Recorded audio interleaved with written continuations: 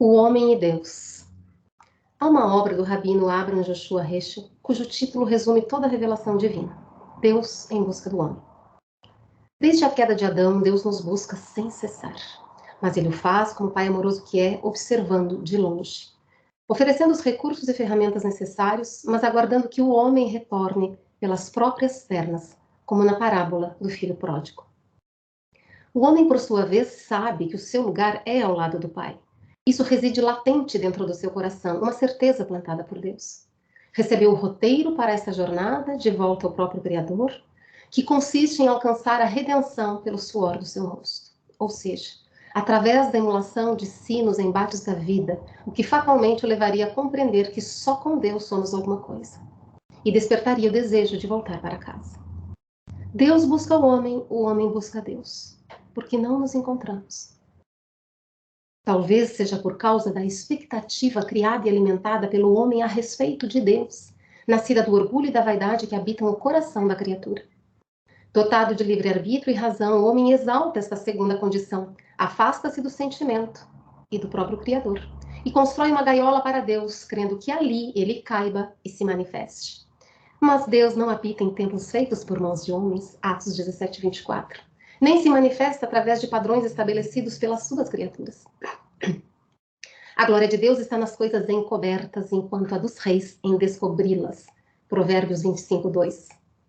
Porque lemos e não apreendemos? Talvez porque consideremos as Escrituras e o Evangelho uma bela mensagem, mas reservada para alguns momentos, dos quais saímos e viramos a página, literalmente, indo para o mundo tentar resolver os problemas que nos afligem sem cogitar de Deus. E esquecidos de que o Senhor é a videira verdadeira, mantenedora da vida através da sua seiva divina, e que todo ramo apartado dele seca. Nossos sentidos, tranquilos, serenos e confiantes, são desafiados a buscar e identificar que é diferente de inventar, no cenário do mundo, a ação de Deus, através de pessoas e circunstâncias. O roteiro está nas Escrituras e as lições se repetem porque são perfeitas, até que nós as aprendamos. A cada repetição, se novas quedas, mais dor.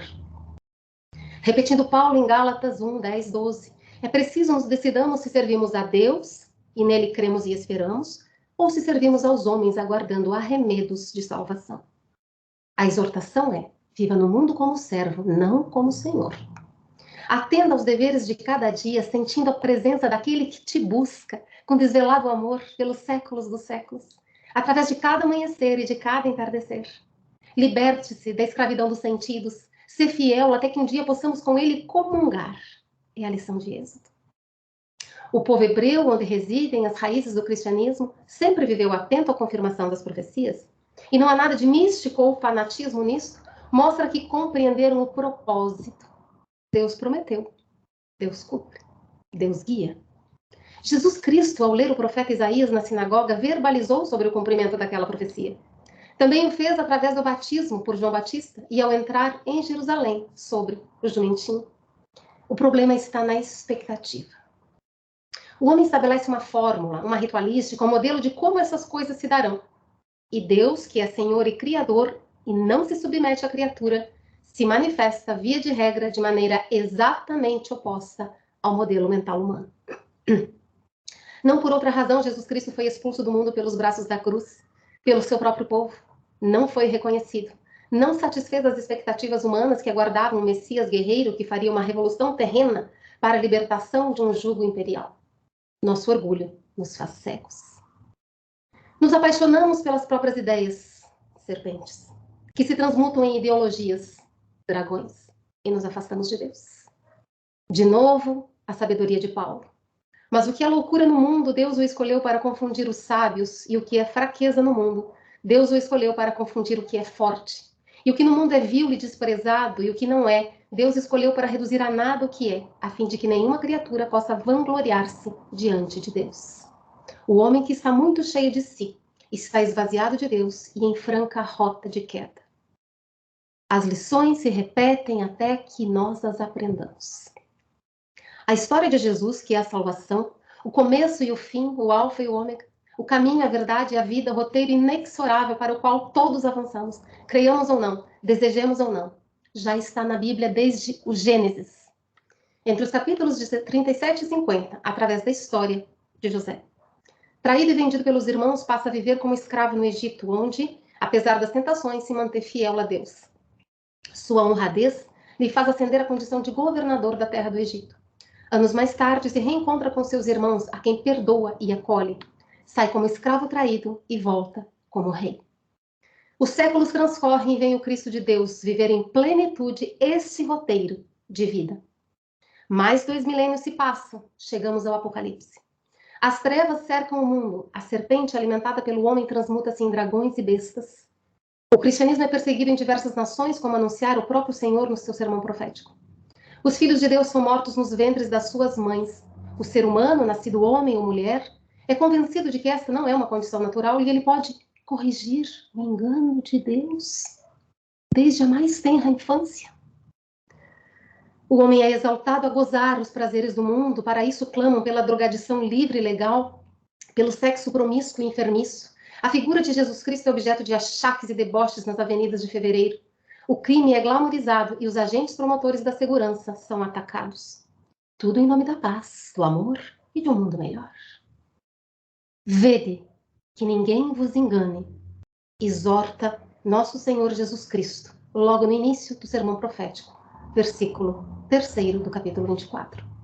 A necessidade da vigilância é tão imperiosa nessa hora grave anunciada pelo Senhor que ele começa e finda com ela, apresentando no capítulo 25 diversas parábolas sobre o tempo de vigilância que é chegado.